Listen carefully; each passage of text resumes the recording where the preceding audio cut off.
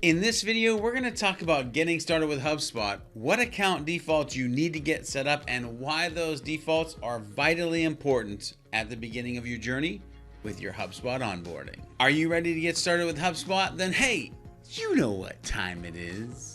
Are you a HubSpot user looking for fun and interactive education that helps you be better at HubSpot? Then welcome to Sprocket Talk. That's right, it's your boy George B. Thomas from SprocketTalk.com bringing you yet another HubSpot educational video, brought to you, of course, by the amazing team of Impulse Creative. If you're a sales, marketing, or service professional looking to learn more about HubSpot and inbound strategies to help your business grow, then guess what? You're in the right spot. Make sure you subscribe to keep learning more and use the comment section below to ask us all those inbound and HubSpot questions that you may have. Now, let's get into the good stuff. You can and you should customize your time zone, language, currency, and the date and number format of your account in HubSpot. You can set a default for all of these settings for all new users in your account. As a matter of fact, let's take a couple minutes and show you how to set up your HubSpot account defaults right now. So of course, to get to your account defaults, we are going to head over to the settings icon here in the top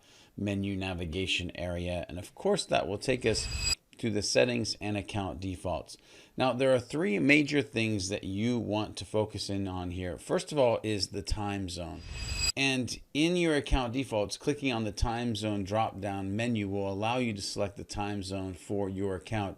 This is very important because this actually localizes several of your HubSpot tools, including the scheduling of your emails, the scheduling of your social messages, and of course your analytics. There's a lot of time-based things happening in your sales, marketing, and service tools, so you want to make sure it is the right time zone. Also, you can set your currency, and of course, you can see if you hover over any of these eyes, set currency for revenue and deals.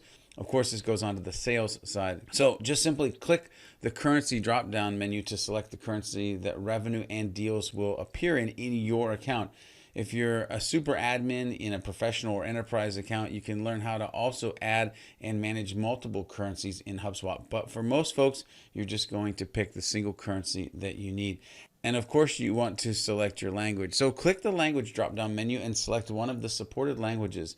This setting changes the default language of the HubSpot interface. So it's pretty important. If you are English, then it's going to be English. If you're not, well, then pick your preferred language. Pro tip: custom properties will not be translated.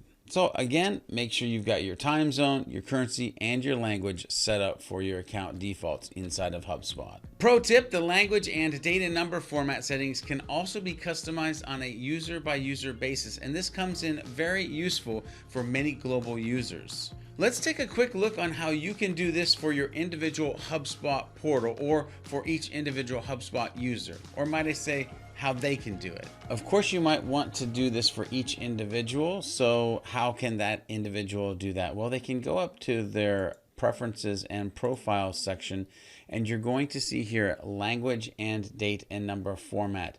Now, for the language, that drop-down menu, you'll be able to select, of course, the supported language. And changing the setting allows you as the HubSpot user or the HubSpot interface to show the preferred language for that individual person. So if you have some folks that are English and some that are, well, other additional languages, they can pick what works for them. Also, if you want to change your date or number format, you can again do the drop down and select what works for that user in that section. Once you have your account default set up, you can move on to the next HubSpot setup items on your list. However, remember as you hire or bring on more users into your HubSpot account to let them know that they can adjust their own portal for their needs. Hey Sprocketeers, did you like this video? Then make sure you subscribe to the channel and hit that bell as well for those instant notifications. And so we know that you're part of the Sprocket Talk community.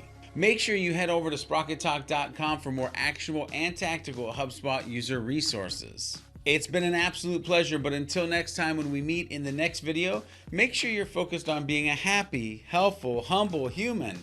And as always, make sure you're focused on doing some happy HubSpotting.